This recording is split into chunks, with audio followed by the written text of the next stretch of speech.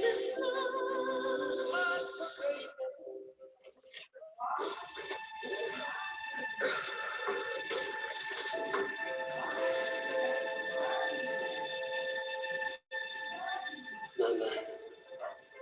mahal na mahal ko si Queenie kaya magpapakamatay ako.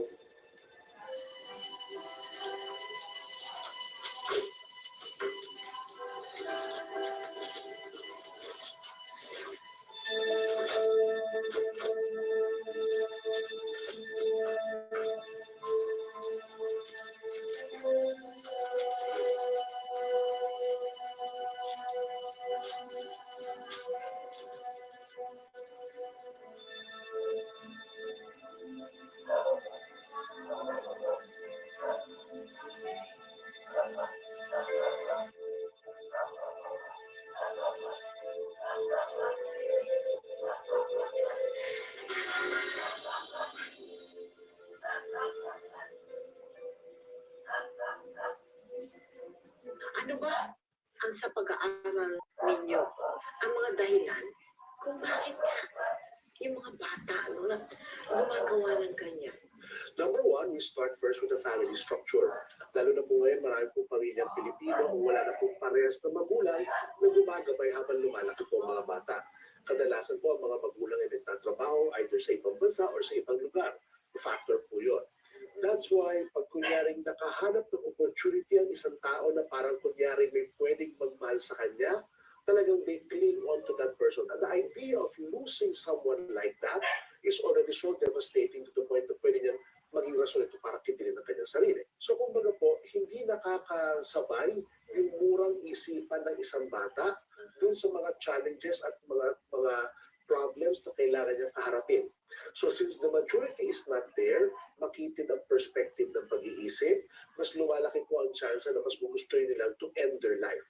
Psychologically po kasi, when people face frustrating situations, tatlo po ang response na pwede natin gawin eh. It's either we fight back, we try to persist, kumbaga, tatry mo pa rin baguhin yung sitwasyon kahit hindi na siya favorable sa'yo. And lastly, you withdraw. You just take yourself out of it. So katulad po noon, may mga ganyang bata na kahit laki sa hirap, nagpursige. So they persisted. May ibang bata na tipo, they abused themselves, nagdroga, napunta sa hindi magandang bisyo, they became aggressive towards themselves. At meron din mga bata that they withdraw. They would rather just, take their own lives because they feel it's not a good life for them, so rather not have it at all.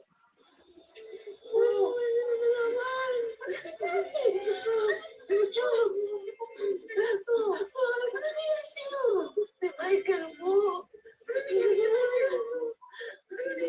Si Michael! Michael, anong problema? Si Michael, iniwan kita. Michael?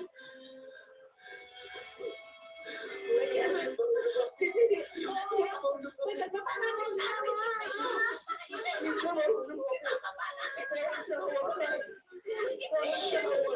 natin si Michael. Itakbo natin siya. Pasensya na po. Hindi po natin pwede hawakan yung bakay. Hold on! Michael! Bakit ayaw ako? Bakit sana po? Michael! Michael! Michael!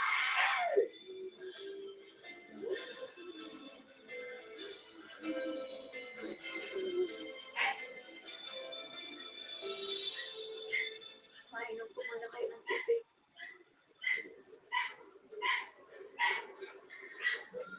Mama, nakita po ito ng mga investigador sa dingding.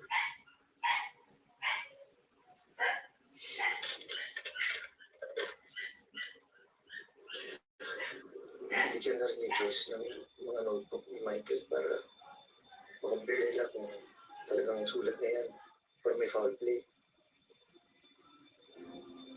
Saan ko pwedeng hanapin tong Queenie? Saan ko pwedeng hanapin tong Queenie? Kailangang may managot sa pagkamatay ng kapatid mo.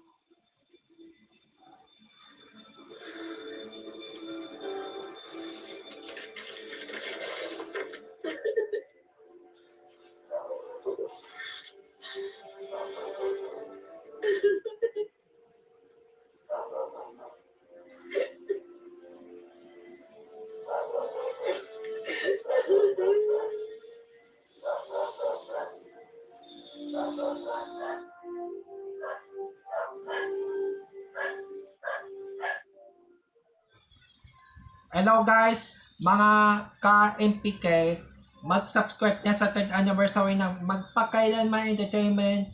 I-click natin yung subscribe channel, i-like sa Facebook page, i-tweet sa Twitter, i-follow lang sa Instagram, at mga social ng mga media accounts. Maraming salamat po mga ka-magpakailanman.